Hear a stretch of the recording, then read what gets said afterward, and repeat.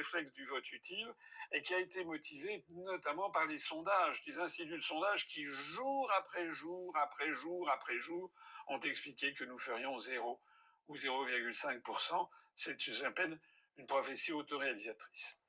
Et puis il y a le deuxième élément d'appréciation qui est le plus grave, c'est le problème de l'accès à la médiatisation. Par rapport à 2019, alors même que sur tous les critères, nous avions une extraordinaire croissance du nombre de nos abonnés sur YouTube, du nombre de nos abonnés sur Facebook, du nombre de vues sur YouTube, du nombre de vues sur TikTok, sur Instagram, du nombre tout simplement d'argent recueilli. On a eu beaucoup plus d'argent recueilli qu'en 2019, donc on était sur une dynamique très sérieuse, que d'ailleurs beaucoup d'observateurs extérieurs notaient. Il y a quelque chose qu'il faut rappeler, indiquer, c'est que nous avons été beaucoup plus maltraités encore médiatiquement qu'en 2019.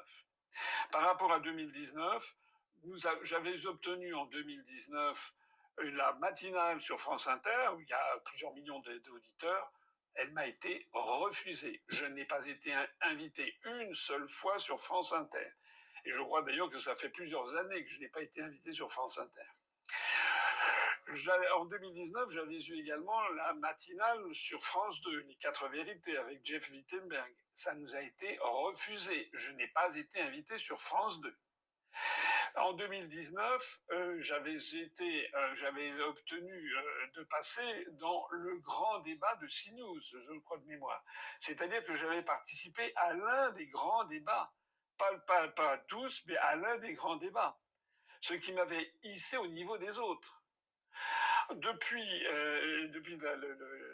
ces élections, je n'ai pas été invité à aucun de ces grands débats. J'ai été invité, comme d'autres compagnons d'infortune, dans le débat de ce que j'appelle la poule B, lors du débat de France Télévisions l'autre soir, débat qui d'ailleurs a été écourté mystérieusement, il n'y a même pas eu de volet international. Donc c'est bien cette absence de médiatisation qui compte pour beaucoup et qui explique la diminution relative du pourcentage par rapport à 2019, puisque malheureusement, dont tout le monde sait dans le Landerneau qu'il y a une corrélation extrêmement étroite entre le nombre d'heures passées dans les médias et le résultat final obtenu dans les urnes. Alors, j'ajoute de surcroît que les quelques os à ronger qu'on m'a lancés ici ou là, les miettes que j'ai obtenues de haute lutte, en ayant sollicité tous les médias, eh bien, ces miettes ont eu la particularité d'être accordées, par exemple, par BFM à 16 heures en plein après-midi, lorsque personne ne regarde la télévision, ou bien alors d'être invité sur France Info TV un dimanche matin à 7h45 du matin, c'est-à-dire au moment où personne ne regarde. Pire encore, j'ai pu noter que les quelques rares passages médias dont j'ai bénéficié, dans les grands médias, n'ont pas fait l'objet de reprises par podcast. Il a fallu que ce soit des sympathisants de l'UPR qui fassent eux-mêmes un podcast de leur émission sur leur télévision pour ensuite le mettre eux-mêmes sur leur propre compte YouTube. C'est-à-dire que les radios, les télévisions mainstream n'ont pas rediffusé le podcast. Elles ont, dans le meilleur des cas, fait 2 ou 3 reprises par Twitter de mes propos. Également, je note que par rapport à les autres candidats, lorsqu'ils disaient quelque chose, leur truc était repris, leur déclaration était reprise sur les autres grands médias mainstream, sur les radios, les télévisions, mais aussi dans la presse écrite. Rien de tel pour nous. C'est-à-dire que l'invisibilisation, cette année, a atteint des sommets. Et ceci compte pour beaucoup, beaucoup, beaucoup dans le score que nous avons fait. Il n'y a pas d'ailleurs que nous. Certains vont dire, ça y est, il se plaint, il rejette la faute sur les autres. Je ne dis pas que nous avons fait une campagne impeccable, mais je dis qu'on a fait quand même une campagne de proximité. On a fait une campagne avec énormément de réunions publiques sur le terrain, énormément de travail militant, plus certainement que la quasi-totalité des autres listes. Moi-même, j'ai payé de ma personne en faisant une 40aine de réunions à travers toute la France et en Outre-mer. Je dis, il n'y a pas que nous d'ailleurs qui avons été pénalisés.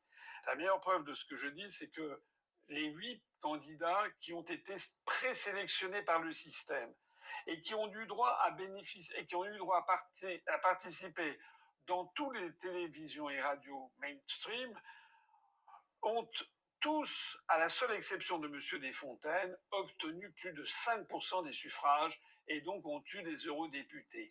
Tous, 7 sur 8, le seul qui n'y est pas parvenu, c'est M. Desfontaines.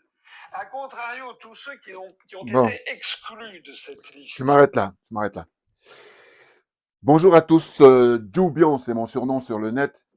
Je suis accessoirement, mais accessoirement seulement spécialiste de la France. En revanche, je suis un panafricain authentique, un panafricain très convaincu. Il y a un frère là, j'ai pris connaissance de son message là, qui date il y a quelques mois, qui me demandait qu'est-ce qu'il entendait par panafricain authentique. Ben, authenticité, c'est le vrai, hein, c'est pas la copie, parce que vous avez justement par opposition l'authenticité à la copie. Donc vous avez des panafricains, dont, comme je dis souvent, des panafricains de circonstance, ça c'est des copies. Des panafricains opportunistes, ça c'est des copies. Nous, on est comment dire, les héritiers des Kwame Nkrumah, voilà, authentiques panafricains, héritiers de Patrice Emery Lumumba, de Modibo Keïta, de Sylvanus Olympio, de Ahmed Sékou Touré. Hein, vous voyez, je les cite habituellement. Voilà. Donc, c'est ça, en fait, un panafricain authentique. Convaincu et convaincant. Hein, n'en déplaise aux trolls. Un peu comme il y a un troll qui me dit, oui, je sais pas pourquoi je mets 8 minutes sur M. Asselineau. Mais j'ai expliqué déjà, je réexplique encore à nouveau parce qu'ils sont de mauvaise foi, hein, que je vis ici, en Occident, en France en particulier, et que par conséquent, je ne peux pas faire abstraction de mon vécu ici. Donc, je suis tenu, hein, de pouvoir parler de l'actualité politique. Voilà. Si j'étais ailleurs, ou en Afrique, là, en l'occurrence, là, et encore, maintenant, on a l'heure d'Internet, on a l'heure de réseaux sociaux, donc on est au courant pratiquement de tout ce qui se passe dans le monde. Voilà. Donc, c'est pour ça que il faut pouvoir donner son point de vue, surtout quand on a des choses à dire. Voilà, c'est de ça dont il s'agit. Donc, ça y est, les dés sont jetés.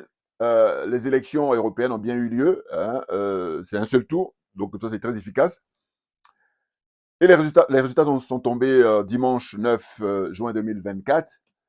Ben écoutez, moi mon soutien, évidemment, j'ai même voté pour lui, hein, je vous dis, parce que j'ai la possibilité de voter en France. Double nationalité oblige. Et donc, M. François Asselineau, il se retrouve avec quoi? Il se retrouve avec 1%. Et donc là, ce que je vous ai montré tout à l'heure, ceux qui ont le temps, allez-y regarder sa vidéo, c'est sur UPR TV. UPR, voilà. Hein, sa chaîne qui diffuse sur Internet. Et il est l'homme politique le plus suivi sur Internet, en France. L'homme politique français le plus suivi sur Internet. Voyez-vous? Donc, on est dans la pure escroquerie morale qui fait que ce monsieur se retrouve avec 1%. Mais simplement parce que ceux qui détiennent ce pays-là, c'est-à-dire l'oligarchie, eux, ils estiment que lui, il ne faut surtout pas qu'il ait au-delà de 1%. Voilà, c'est ça. Parce que, par exemple, s'il a 3%, il peut avoir le remboursement de ses frais de campagne. Ça, ce serait le minimum, parce qu'il y a beaucoup de gens qui l'ont aidé, qui ont apporté leur contribution, des dons et tout ça, des particuliers, et puis aussi, voilà. Alors que vous allez voir qu'il y a plein d'autres candidats, hein, qui viennent simplement quand il y a les élections. C'est-à-dire que là, ça y est, là, ils sont présentés aux européennes là, en 2000, comment dire, 24. Eh bien, ils reviendront en 2029 pour ceux qui seront encore là. Bizarrement. Et entre-temps, donc, il n'y a pas d'activité. Alors que monsieur François Asselineau, lui, c'est un homme politique à plein temps. Au sens où, eh ben, figurez-vous qu'il a créé son parti politique depuis plus de 17 ans et il est constant. Il est là tout le temps. Hein. De janvier à décembre, il est là. Il mène campagne, c'est-à-dire qu'il y a une campagne d'information, il fait des réunions, il fait des conférences, des interviews. Mais ce qu'il dénonce, c'est cette discrimination, cet ostracisme dont il est victime. Et ça, c'est un choix, puisque c'est celui qui, selon moi, comment dire ça, sauve l'honneur de la classe politique en France. La classe politique française, ce monsieur-là, eh ben, il est à part. C'est pour ça que on lui humilie en lui donnant 1%. Alors qu'il y a des gens qui, si vous regardez sur Internet ou si vous faites un micro-trottoir, vous allez voir qu'un connu au bataillon. Vous voyez? Ou même ceux qui ont des pourcentages très élevés là, à la sortie des urnes, les suffrages exprimés, eh ben, à vrai dire, si on le montrait comme on les montre, eh ben, les scores ne seraient pas les mêmes. Bien entendu, très clairement. Et donc, ce pays-là qui donne des leçons très souvent au monde entier en disant pays des droits de l'homme, pays de liberté, égalité, fraternité, nini, c'est que de l'escroquerie morale, tout simplement. Mais non, parce que la charité, bien ordonnée, commence par soi-même. Et que par conséquent, ce sont les Français, le peuple français qui sont les dindons de la farce. Alors, c'est très compliqué parce que là, les résultats qui viennent de tomber, quand on voit le score qui est réalisé par Madame Marine Le Pen, oui, avec son compagnon, enfin son compagnon de lutte, pas son compagnon au sens de sortir ensemble ou d'être mari et femme ou compagnon, non, non, non, je parle sur le plan, évidemment, d'accompagnement. Hein. Jordan Bardella, bon, garçon qui a aujourd'hui, je crois, 29 ans, ou bientôt 29 ans, donc moins de 30 ans. Bon, mais ça, c'est le casting qui est fait par l'oligarchie, justement. Eh bien, comme il y a beaucoup de gens qui ne comprennent pas, ils n'y voient que du feu. Voyez l'expérience de Emmanuel Macron. Emmanuel Macron, si vous revenez en 2015, 2016, vous allez voir qu'il y a une campagne de presse qui a été menée, mais à outrance, sur les radios, à la télévision, ces chaînes de télévision, et puis les médias, surtout les médias, comment dire, presse écrite. Il était sur la couverture, il faisait la couverture de tous les magazines, tout, tout, tout, tout. Donc ce matraquage-là fait qu'à un moment donné, comme je dis souvent que ici, la plupart n'ont pas une conscience politique, eh bien, voilà, la pilule, elle passe. Eh bien, c'est ce même procédé-là dont il bénéficie aujourd'hui Jordan Bardella, hein, qui est du Front National. Hein. C'est clair. Parce que Mme Marine Le Pen, il faut vous rappeler, son père, Jean-Marie Le Pen, il se plaignait, je me souviens toujours, dans les années 80, 90, 90 surtout, d'être ostracisé. À la limite, j'allais dire que quand il se plaignait, lui, c'était un peu ce que fait M. Asselineau aujourd'hui, à la différence que lui, il était invité dans des émissions, je me rappelle comme des émissions comme L'heure de vérité, qui était une émission politique très suivie. Donc, M. Le Pen était à l'époque invité. Or, comment dire, M. Asselineau, aucunement. Si c'est pas là quand la campagne est en route et qu'on l'invite et puis on sabote, hein, on fait juste pour la forme, on ne le fait pas pour le fond. Donc, je veux dire, comparativement, Monsieur Asselineau, c'est beaucoup plus violent. Surtout que aujourd'hui, on est à l'heure d'Internet, on est à l'heure des réseaux sociaux. Alors que Monsieur Le Pen, à l'époque, il n'y avait pas Internet. Donc, il y avait les grandes chaînes, il y avait les chaînes de télévision, les chaînes de radio. Donc, certes, on l'invitait pas comme on l'invitait les autres, mais on parlait de lui tout le temps parce que, bon, lui, il a un charisme énorme, évidemment, évidemment. Et j'ai expliqué dans ma vidéo passée que, en fait, le système, l'oligarchie, a récupéré son parti. Quand lui-même il était en pleine forme, hein, parce qu'aujourd'hui il est âgé, mais on va dire on revient 30-40 ans en arrière, ou 50 ans, par exemple, ouais, 30-40 ans, voilà. Eh bien, l'oligarchie détenait peut-être 5%. C'est toujours mon point de vue, hein, je peux me tromper. Ceux qui s'y connaissent, allez-y, rectifiez-moi dans les commentaires. Pas les trolls là, qui sont de mauvaise foi et qui sont là pour neutraliser le débat. Ça, j'en veux pas. J'ai dit, leur problème, c'est que, comme on dit, il n'y a rien de pire que l'indifférence. Et donc, d'une certaine façon, le fait qu'ils passent leur temps à changer de nom pour pouvoir suivre mes trucs, c'est qu'ils ne sont pas indifférents. Et pour ça, j'ai gagné. Bouya. Voilà. Donc, je poursuis en disant que M. Le Pen, 5% de l'oligarchie, puis lui-même, il avait les 80, 90, 95%. Or, c'est le contraire aujourd'hui qui se produit, même encore plus. L'oligarchie a récupéré complètement son parti. Et ça s'est traduit par quoi? Ben, la chose la plus visible, c'est le changement de nom. Hein. Aujourd'hui, on parle quoi? On ne dit plus Front National, on dit Rassemblement National, si je ne me trompe pas au niveau des termes. Mais c'est à partir là, de ce basculement-là, que le baptême est fait. C'est-à-dire que ça y est, l'oligarchie s'est appropriée, hein, Marine Le Pen et puis tous ses compagnons de lutte là. C'est eux qui décident de leur agenda, clairement.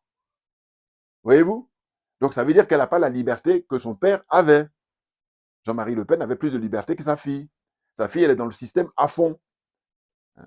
Plus préoccupée par le matériel, même si c'est vrai que lui aussi, il a d'une certaine façon, mais en tous les cas, elle est moins libre que son père. Ça, c'est clair. Voilà. Et ceux qui s'y connaissent, ce que je suis en train de dire là, c'est vraiment, Jean-François, comment dire, une porte ouverte. Mais il y a beaucoup qui ne connaissent pas aussi. Donc ceux qui ne connaissent pas, on s'assoit, on prend des notes et on la ferme définitivement. Voilà, parce que je dis, moi, je me définis comme étant un instituteur, pas un professeur. Parce que je dis, le professeur, les élèves, ils ont une certaine connaissance, donc ils prennent la tête. Alors que quand tu es à l'école primaire, tu ne la ramènes pas parce que voilà, tu es là pour apprendre. Donc moi, je suis dans ces cas de figure-là. Comprenne qui veut, comprenne qui peut. Donc vous voyez, alors on nous dit que finalement, les scores, c'est plus de 31% qu'a rapporté le Rassemblement national, anciennement Front National, hein, Bardella et puis Marine Le Pen. Et il y a aussi la nièce de Marine Le Pen, qui avec Éric Zemmour ont réalisé aussi un certain score. Donc au cumul, on va dire que la droite, voire extrême, ils sont entre 35 et 40%. Facilement, facilement. Hein, voire même peut-être plus. Et là, aujourd'hui, on nous parle de reconfiguration d'une certaine façon de la vie politique en France. Bon, parce que M. Macron, comme je vous ai déjà expliqué par le passé, n'a jamais été élu. Hein. C'est-à-dire que on fait croire qu'il a été élu, mais en réalité, il a été mis, il a été déposé par l'oligarchie, comme j'ai expliqué précédemment, qu'avec la campagne de, comment dire ça, matraquage comme ça médiatique dont il a bénéficié, eh ben, c'est les retombées. Et monsieur Asselineau, qui lui est un spécialiste, qui était quelqu'un qui a beaucoup d'expérience, il explique tout ça dans ses conférences et dans ses vidéos. Il dit voilà, il a regardé comme ça, ceux qui sont passés là, hein, eh ben, c'est ceux qui on a coopté, hein, les 8 ou 9 là. Ce sont eux. Il y a une seule personne, un seul candidat qui lui a été récalé. Mais sinon, tout le reste, eux, avec leur liste, ils sont passés. Pratiquement. En tout cas, ils ont passé la barre des 5%. Donc, ça démontre bien que le fait qu'ils puissent passer sur France 2, ils puissent passer sur France 3, sur comment dire, France 5, sur BFM, vous voyez les chaînes qui sont très suivies là, voilà. Le fait qu'ils ont pu passer là-bas hein, très régulièrement, eh ben, ils ont, comment dire ça, le service après-vente qui est assuré, ce qui n'est pas son cas du tout, et voir les autres candidats qui sont considérés comme des figurants. Vous voyez, donc c'est pour ça que je dis que en fait, dans cette zone-là, la zone des aliénés, des complexés, des corrompus, eh ben, je dis c'est bienvenue en folklocratie, mais il se trouve que la France est une folklocratie, c'est la première. Hein. Bien entendu, c'est clair pour moi. Hein. Parce que le fait qu'on donne l'impression aux citoyens qui sont en démocratie qu'elle marche bien, c'est pas vrai. Tout ça, c'est de la mascarade. Tout ça, c'est vraiment des mises en scène.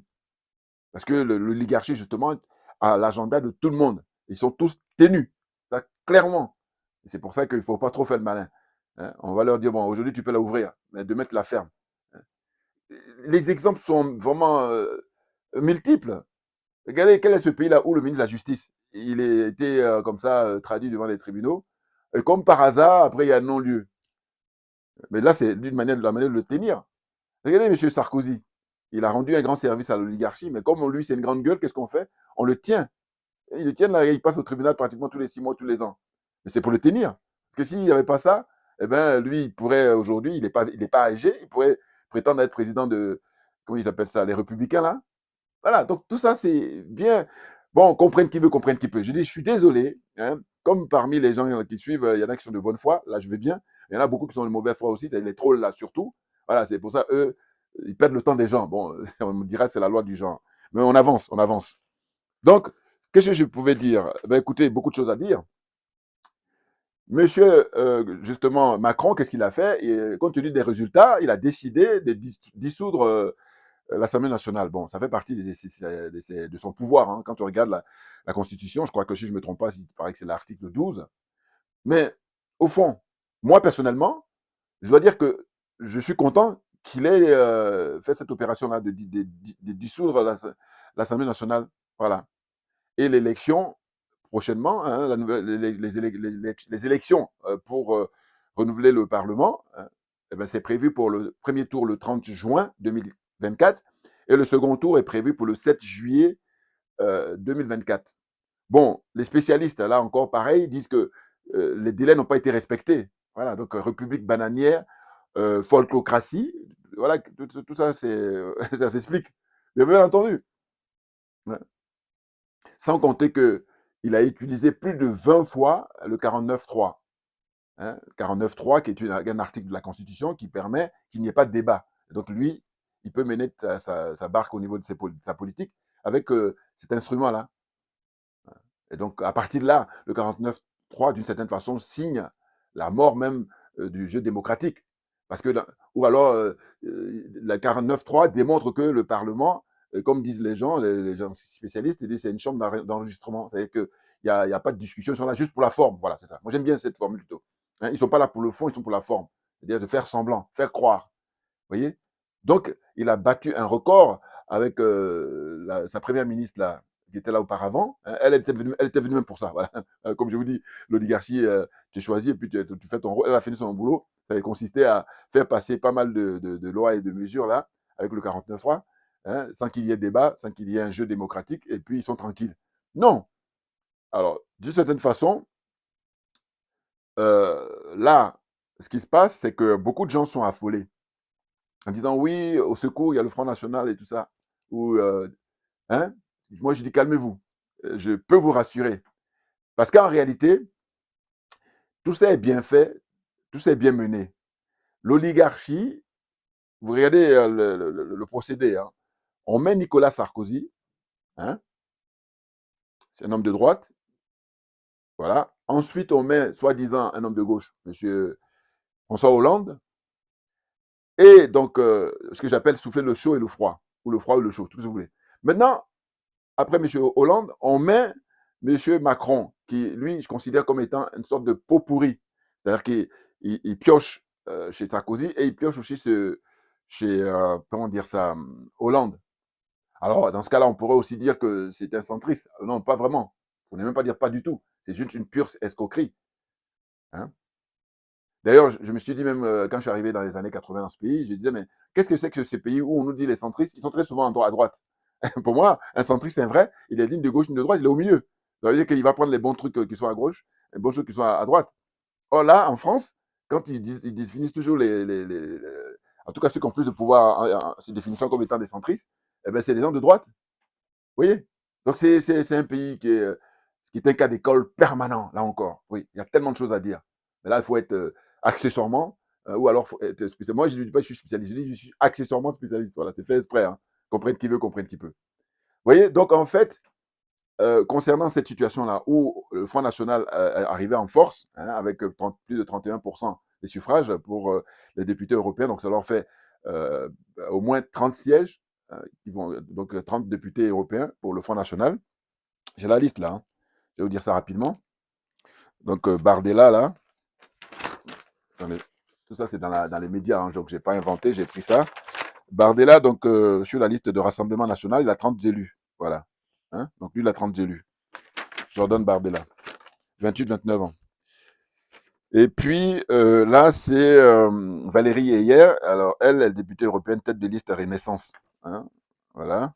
Donc, elle aura 13 élus. Voilà. Je crois que les gens du Modem, avec François Bayrou, là. Cette dame-là, bon, insignifiante. Le gars du Parti Socialiste, c'est monsieur Raphaël Glucksmann. C'est le fils, en fait, d'un ancien, enfin, il est décédé maintenant.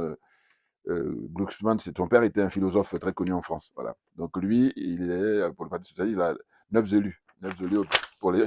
Excusez-moi. Bon, allez, ça tombe bien. Parce que, attendez, que derrière, il y a quelque chose. Excusez-moi, hein, parce que là, je suis un peu. Autrement, il y en a une autre, elle s'appelle Manon Aubry. Elle a 6 élus.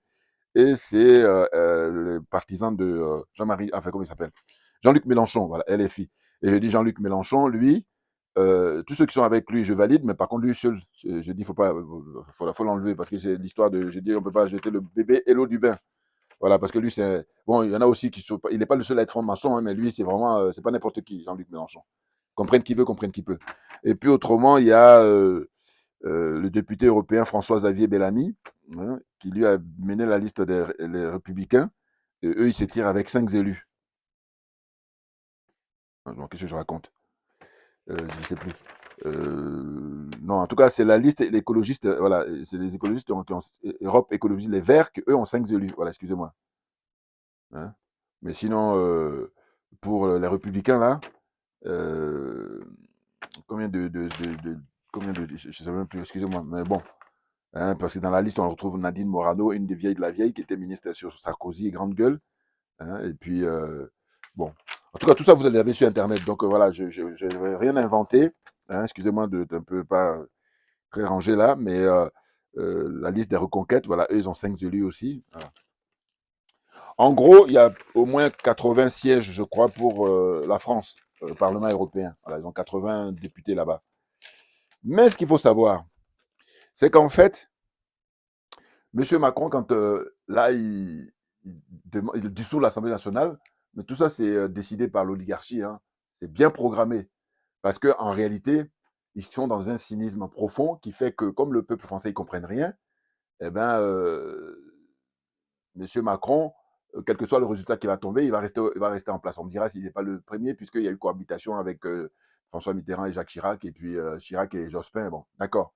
Mais sauf que lui, l'utilisation du 49.3 à ce rythme-là, dites-moi s'il y a eu un précédent. Vous voyez, donc je veux dire que tout a volé en éclats, vraiment sous son règne.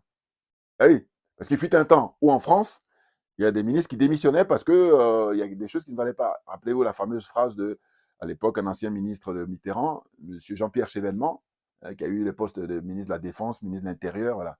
Et il avait dit à un ministre à sa femme, sa gueule, ou ça démissionne. Et puis, suivant les scandales aussi, alors que là, il y a plein là qui ont plein de casseroles, mais ils sont tranquilles. Voilà, donc c'est vraiment open bar hein, depuis l'avènement de Macron là, en matière de comment dire, gestion de la vie démocratique.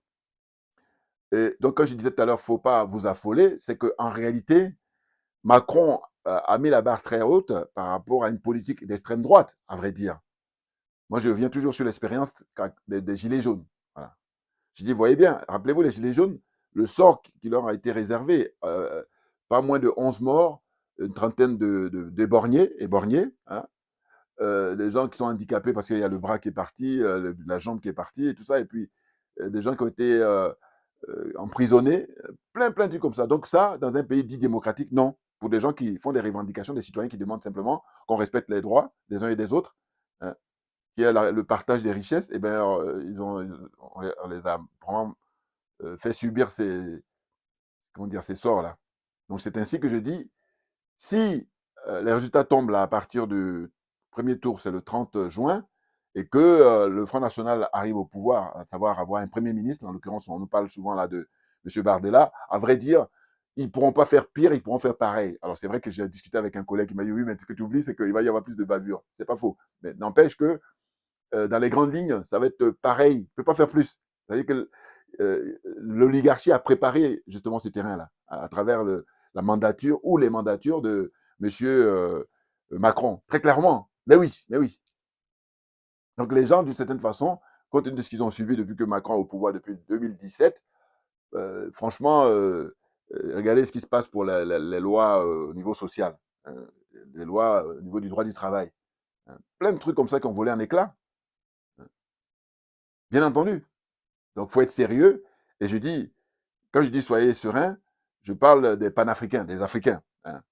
Parce qu'il y a des Africains, évidemment, qui ont la double nationalité et tout ça, ou même qui sont sans la voix, qui vivent ici. Il ne faut pas s'inquiéter parce qu'en réalité, au contraire, moi je dis, il n'y a rien de pire que quand tout va mal et on est dans une situation de statu quo. Alors que là, tout va mal, eh bien, le fait que justement, il y a cette dissolution-là, il va y avoir une reconfiguration. Et puis même, je dis qu'il faut qu'on aille au bout du système. À savoir que, qu'ils nous mettent le Front National là. Et puis on va voir.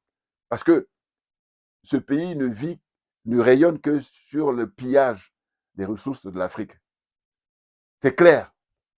Ils ont tout fait pour que les gens ne sachent pas, ou que les gens ne le disent pas. Parce qu'il y en a qui le savent, mais ils ne veulent pas le dire. C'est tabou. Vous voyez? Parce que comme explique pourquoi le franc CFA perdure, pourquoi les bases militaires françaises sont là-bas, en Afrique. Ils sont installés un peu partout. En Côte d'Ivoire, au Gabon, au Tchad, en Djibouti. Qu'est-ce qu'il y a encore que j'oublie? Au Sénégal. Vous voyez? Un peu partout comme ça. Non.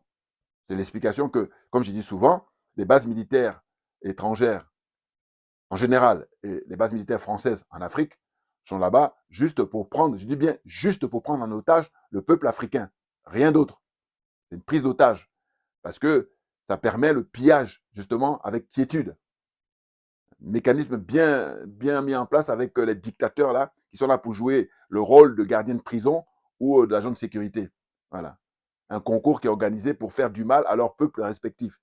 Patrice Talon, hein, il vient rejoindre la troupe. Alassane Ouattara, n'en parlons pas. Paul Biya, hein, et tous. Et maintenant, l'exception, c'est au Mali, avec les colonels qui viennent d'arriver, le colonel Assimi Goïta. Au Burkina Faso, avec le brave Ibrahim Traoré, hein, la réincarnation de Thomas Isidore Noël Sankara. Et puis le général Tchani, hein, qui est un homme viril. Il montre la virilité. Qu'est-ce que c'est qu'être viril à Patrice Talon, là? Je reviendrai dans les jours suivants, hein, les jours qui viennent, sur le problème entre le conflit entre le Niger et le Bénin. Parce que Patrice Talon, il fait le petit malin là. Mais je vous dis, il est incompétent. aussi bien en tant qu'homme, comment dire ça, homme d'affaires que président, n'en parlons même pas. Voilà. Homme d'affaires, on pourrait lui donner peut-être quelques points. Hein, je dis bien peut-être parce que avant d'être président, voilà. Mais depuis qu'il est président, il a montré ses limites. Parce que je dis, expliquez-moi, quelqu'un comme lui, justement, qui est connu pour être un homme d'affaires, eh ben, il devrait être dans une posture de préserver les affaires. Or, ce n'est pas le cas. Donc, il voulait jouer sur deux terrains et donc il a montré ses limites. Donc, il est incompétent. Point. Allez, les soutiens de parti salon là. Asseyez-vous, prenez des notes. Fermez-la surtout parce que faites le malin alors que vous n'avez rien compris. Et voilà. Mais ce que je dis concernant Talon là, j'ai dit, le peuple béninois, vous n'allez pas faire l'économie d'une révolution. Pourquoi? Parce que le général Tchiani, là, le travail qu'il a fait, il a réalisé 50% du travail. Et il ne va pas faire tout le travail. C'est à vous maintenant, les 50% qui restent, et de faire le reste. Donc, pareil, je ferai une vidéo. Là, j'aurai l'occasion de parler du jeune frère Kémy Seba. Parce que là, c'est très intéressant ce qui se passe. Bon, allez, je reviens sur la politique française et de dire quoi? De dire que, justement, comme le système de la France-Afrique concerne tous les acteurs hein, français, les acteurs qui font de la politique, hommes et femmes. La preuve, Madame Marine Le Pen, elle est partie au Sénégal, rappelez-vous, il y a quelques mois, il y a un an sans doute, ouais, hein, il y a plus d'un an là, où elle a eu une enveloppe de quelque chose, je crois, si je ne me trompe pas, de quelques millions d'euros qui lui ont été donnés par Macky Sall. Ben voilà. Donc ça veut dire que quel que soit le bord politique, M. Asselineau, je ne crois pas. Ceux qui ont des preuves, apportez-les. Sinon, je ne crois pas. D'abord, il n'a pas encore effectué des visites en Afrique. On me dira, il peut envoyer toujours des émissaires, mais non. Parce que regardez ce qui lui a infligé 1%, alors que le monsieur, c'est celui qui est le plus connu sur Internet. Allez-y, faites pas. Là, il faut faire preuve de son bon sens et de son intégrité morale. C'est pas vrai. Euh, Tout est fait pour saboter hein, de manière à ce qu'il ne puisse pas même avoir 3% pour que ses frais de campagne soient remboursés, 5% pour qu'il ait des élus. Alors là, sûrement pas. Des gens comme je pense à Jean Lassalle, qui est un homme honnête, hein, mais n'empêche que Jean Lassalle, il se retrouve avec 2,5. Bon, alors que quand les élections sont terminées, on ne va plus entendre parler de lui. Alors que monsieur Asselineau, il va faire parler de lui tout le temps. Donc, non, c'est simple. Moi, j'ai dit, pour ceux qui veulent dire tout ce qu'ils veulent, dès lors qu'on ne fait pas bénéficier aux candidats les mêmes dispositions, c'est là où y a le fameux deux poids, deux mesures. Et dans ce cas, on ne peut pas faire le malin. C'est quand on donne les mêmes moyens aux uns aux autres, voilà, là, quand le meilleur gagne, un peu comme je vous dis, quand il y a la ligne là, pour l'athlétisme, on prend l'exemple du 100 mètres, et tout le monde est aligné. Et puis maintenant, quand l'arbitre, enfin, comment dire, le juge, il donne le feu de départ, et ben tout le monde part, et puis c'est le meilleur qui gagne. Alors après, il y a les problèmes de dopage et tout ça, c'est un autre débat. Mais sinon, dans un premier temps, on voit que là, voilà, parce que ceux qui sont dopés qu'on chope, eh ben on les écarte, on les élimine. Ils perdent leur médaille. Vous voyez? Oh là, ici, c'est quelque chose qui est vraiment connu, et puis les gens ne disent rien, les enfants avec, mais simplement parce que je dis, c'est justement le fait qu'ils n'ont pas la conscience politique. Hein, c'est clair pour moi. Bah oui. Mais si on avait vraiment la conscience politique, ça, on doit dénoncer. Même, regardez, je parle même des acteurs politiques. Eux-mêmes, ils devraient s'offusquer sur le fait qu'ils disent, attendez, si on a validé les candidatures des uns et des autres, ceux dont les candidatures sont validées, il faut qu'on bénéficie des mêmes dispositions. Oh, ils sont même contents. Voilà, mais parce qu'ils sont dans l'escroquerie, c'est clair. Puis il y a un troll là aussi pareil qui m'a dit, oui, mais on ne va pas financer tous les partis. Mais non, mais je ne parle pas de ça, moi. Moi, je parle de quand il y a une élection, là, en l'occurrence, c'était le 9 juin 2024, pour l'élection des européennes, tous ceux dont on a validé la candidature, eh bien là, l'État, hein, les pouvoirs publics devaient donner de l'argent à tout le monde, le même montant, voilà, pour battre campagne. Or, ce n'est pas le cas. Et en plus, ce qu'il faut savoir, c'est qu'il y a des gens qui bénéficient de fonds, mais qui sont faits de manière discrète, détournée. Voilà. Parce que c'est des gens qui, quand là, l'élection est terminée, on ne parle plus d'eux. Et puis, comme par hasard, dans 5 ans, ils réapparaissent. Et si on fouille bien, on mène une enquête sérieuse, on va voir que non, c'est des fonds qu'ils ont reçus justement pour essayer de faire de la figuration et puis baisser le score justement des gens quand on ne veut pas, comme M. Asselineau par exemple, où on va lui mettre d'autres gens de droite, je pense à, comment ça s'appelle là, Philippot, voilà. Philippot, entre autres, hein. N'importe quoi. Enfin bon, bref. Ce qui est sûr, c'est que là, moi j'ai dit, restez serein parce que rien ne va se passer, si ce n'est même c'est intéressant, parce qu'on arrive au bout. Parce que là, les gens de gauche, là, on a appris que justement le soir du 9, il y en a plein, là, comme d'habitude, ils sont allés manifester à la place de la République.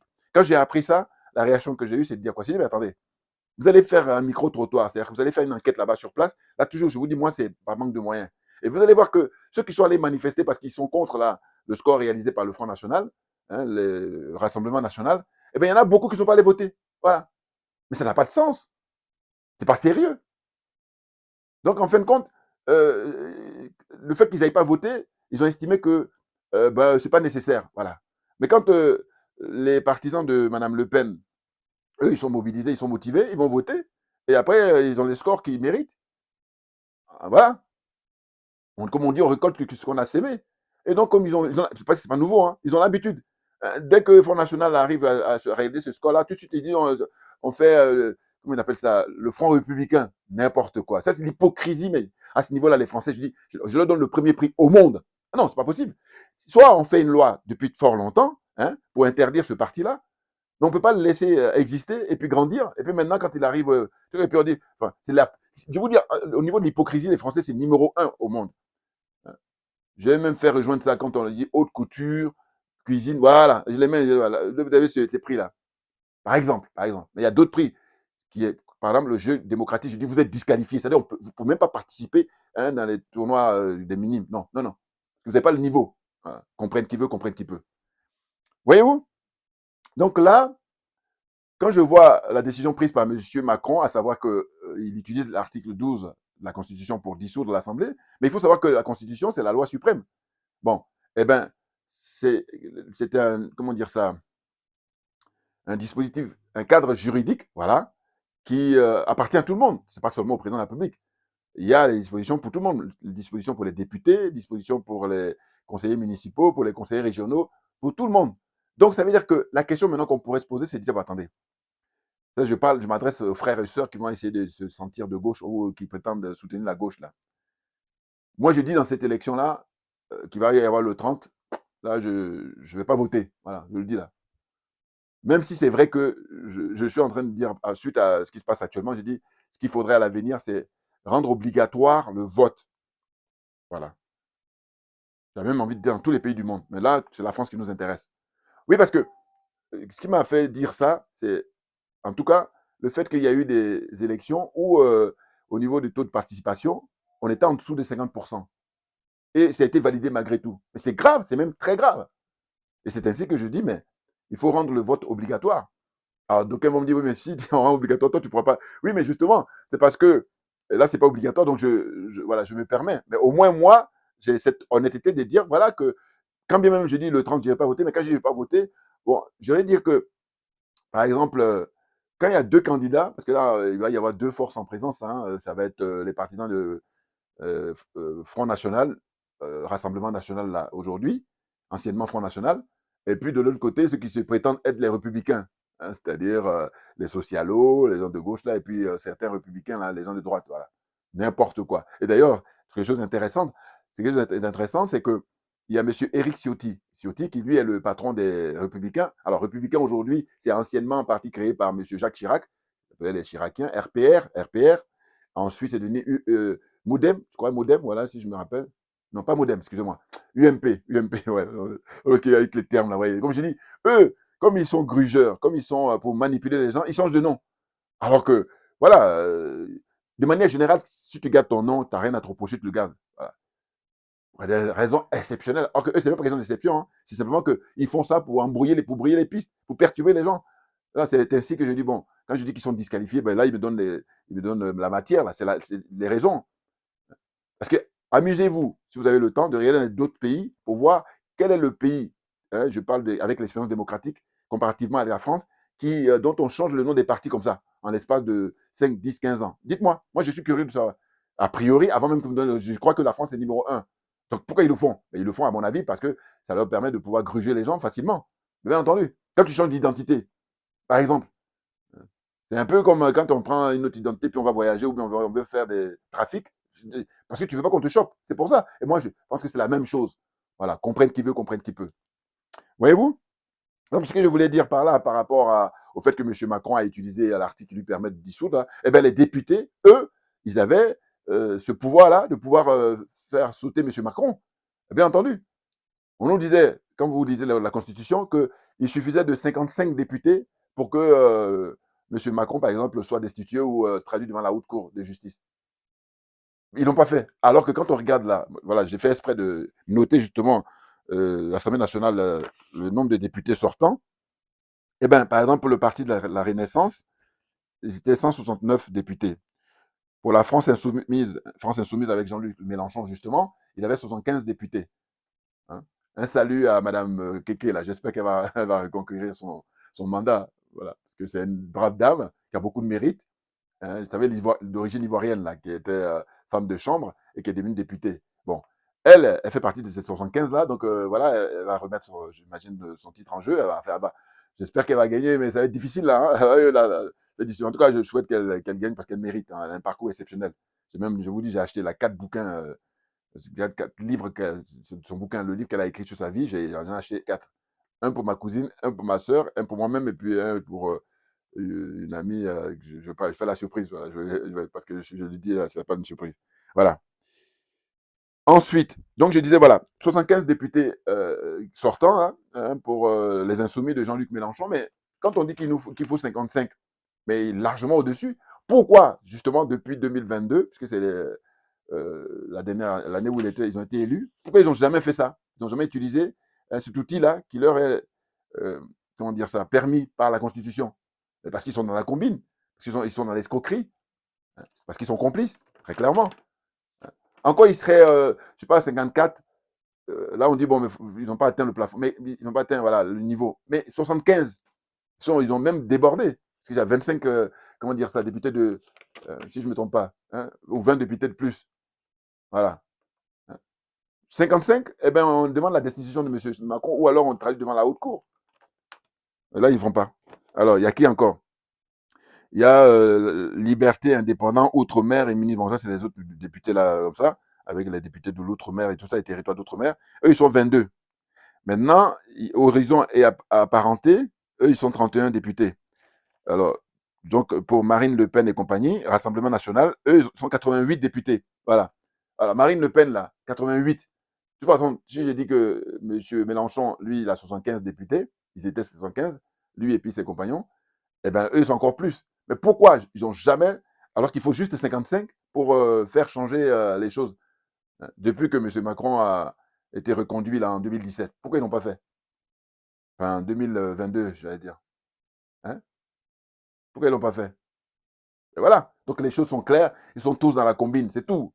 Parce que c'est M. Asselineau qui insiste là-dessus tout souvent, en disant que au lieu de faire comment ils appellent ça, euh, ils font voter souvent là, pour remettre en cause le gouvernement de monsieur Macron et tout ça.